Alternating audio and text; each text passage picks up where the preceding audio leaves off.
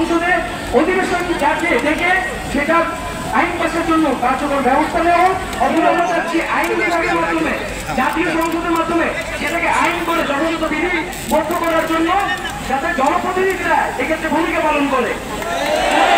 আমাদের এই বক্তব্য বা দাবি কিন্তু কখনোই স্ববিরোধী নয়, বরং আমরা যতগুলো দরজা আছে সবগুলো দরজায় যাচ্ছি এবং আমাদেরকে দরজা থেকে ফিরানো হচ্ছে এবং এই ফিরানোর পরে তারা বলতেছে আমরা নাকি এক জায়গা থেকে আরেক জায়গায় বেশি। তারা প্রথম থেকে সরকারি যদি প্রথমে সেখানে হস্তক্ষেপ করতো তাহলে কিন্তু আমাদের এত বক্তব্য বা এত জায়গায় যাওয়া লাগতো না। তারপরে আমরা যাচ্ছি, আজকে আমরা মহামান্য রাষ্ট্রপতির কাছে এসেছি, রাষ্ট্রের অভিভাবক হিসেবে আমরা চাচ্ছি সরকারের কাছ থেকে কিন্তু আমরা আশ্বাস পাচ্ছি না, আমরা চাই তিনি হস্তক্ষেপ করে জাতীয় সংসদে আমাদের যে এক দফা দাবি সেই এক দফা দাবি প্রেক্ষিতে আইন পাস করতে ভূমিকা রাখবেন এবং প্রয়োজনে জরুরি অধিবেশন আহ্বান করবেন।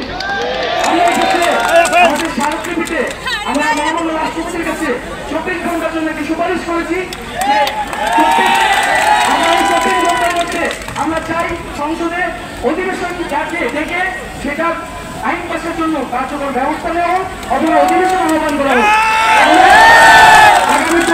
আগামী 24 ঘন্টার মধ্যে এই দৃশ্যমান পদক্ষেপ দেখতে চাই এবং আমাদেরকে দমন করার জন্য পরিকল্পনা করা হচ্ছে। আজকেও কিন্তু আমরা প্রমাণ করে দিয়েছি, ঢাকা বিশ্ববিদ্যালয়, জগন্নাথ বিশ্ববিদ্যালয়, ঢাকা 7 কলেজের প্রতিষ্ঠান সহ জাতীয় বিশ্ববিদ্যালয় অন্তর্ভুক্ত কলেজ সমূহ শিক্ষার্থীবৃন্দ, প্রাইভেট বিশ্ববিদ্যালয়ের শিক্ষার্থীবৃন্দ কিন্তু আজকে এই যে শেরেবাংলা কৃষি বিশ্ববিদ্যালয়, ঢাকার সকল শিক্ষা প্রতিষ্ঠান আজকে আমরা একত্রিত হয়েছি। আমাদের এই মিছিল কিন্তু থামানো যায় নাই। আমরা যার সাথে দেখানোর চেষ্টা করতেছি আমরা চাইলে কিন্তু 10,000 20,000 মানুষের জমায়েত করতে পারি। আমরা চাচ্ছি না কোন ধরনের কঠোর কর্মসূচি, কোন ধরনের জনদুর্ভোগ কর্মসূচি যেতে আমাদেরকে বাধ্য করা হোক।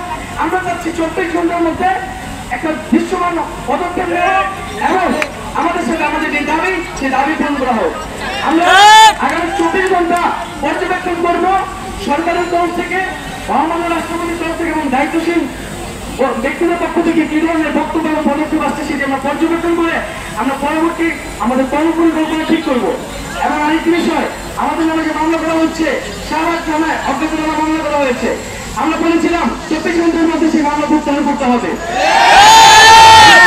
এটি আরো 24 ঘন্টা বাড়িয়ে দিচ্ছে আজকে এবং এই 24 ঘন্টার মধ্যে যদি মামলা প্রত্যাহার না করা হয় তাহলে কিন্তু আমাদের কর্মসূচি কঠোর থেকে কঠোর হবে। যেখানে আমরা বলছি যে 18 সালের পরিপত্র নয়, সকল মিলেই কোটা সংস্কারের যে এখতিয়ার সেটি কেবল সরকারেরই এখতিয়ার এবং আমাদেরকে বলা হচ্ছে আমরা নাকি দাবি পরিবর্তন করছি, আমরা নাকি কার কাছে দাবি করবো সেটাও পরিবর্তন করছি।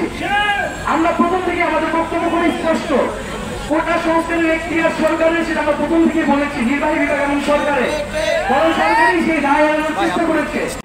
এই মুহূর্তে আমাদের পরবর্তী কর্মসূচি এবং আন্দোলন সংক্রান্ত বিস্তারিত দিকে আমাদের অন্যতম সমন্বয়ক মোহাম্মদ নাইজ ইসলাম।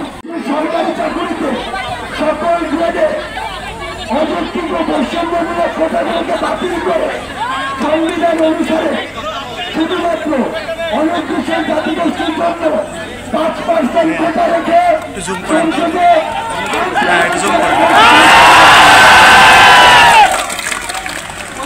আমরা বিশ্বাস করি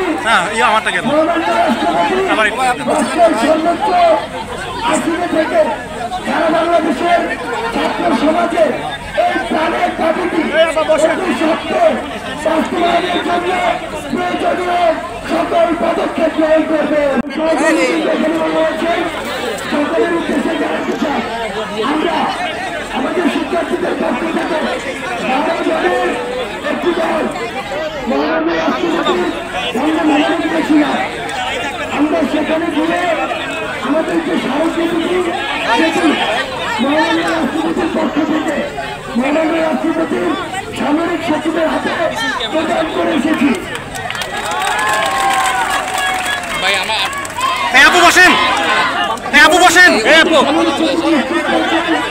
বসেন এমনি হুট করে উঠে পড়ে সব।